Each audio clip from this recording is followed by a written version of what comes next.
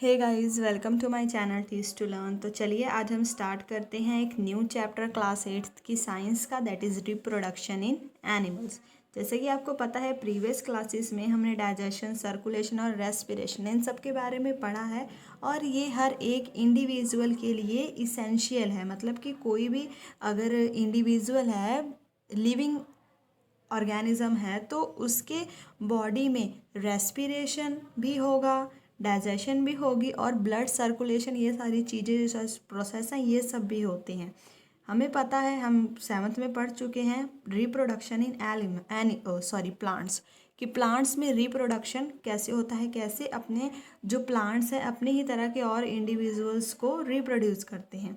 Reproduction essential है for the continuation of species, क्योंकि हमें पता है जब रिप्रोडक्शन होती है तब सेम स्पीशीज़ के जो चाहे प्लांट्स हो, चाहे ह्यूमन्स हो, चाहे एनिमल्स हो, सेम स्पीशीज़ को ही वो रिप्रोड्यूस करते हैं और उनकी जो कंटिन्यूशन होती है वो होती है।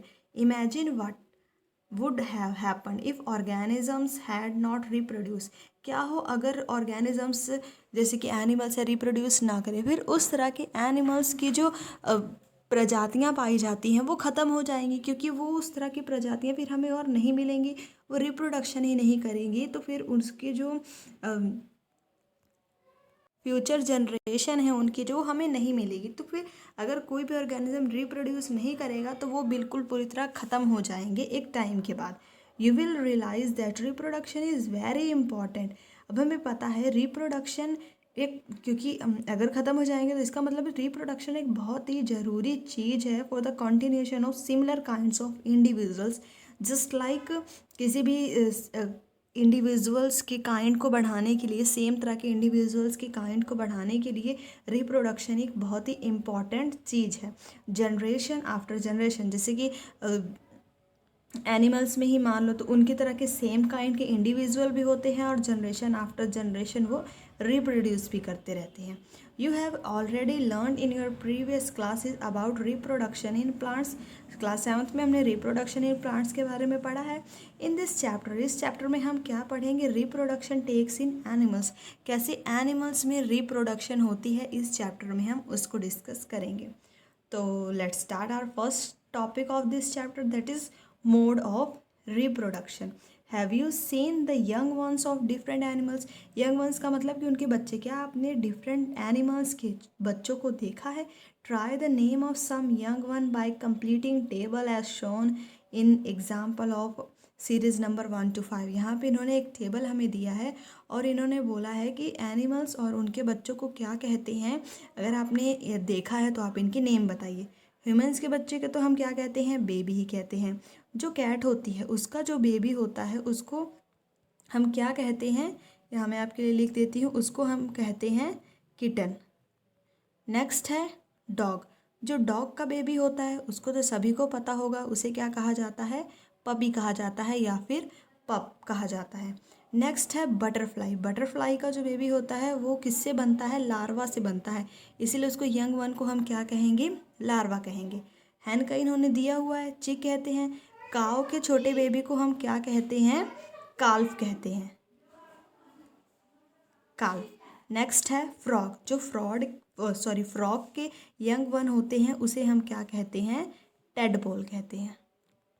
ठीक है, तो यहाँ पे इन्होंने जो टेबल फिल करने को कहा था कि एनिमल्स और उनके यंग वन, वो हमने फिल कर दिया है।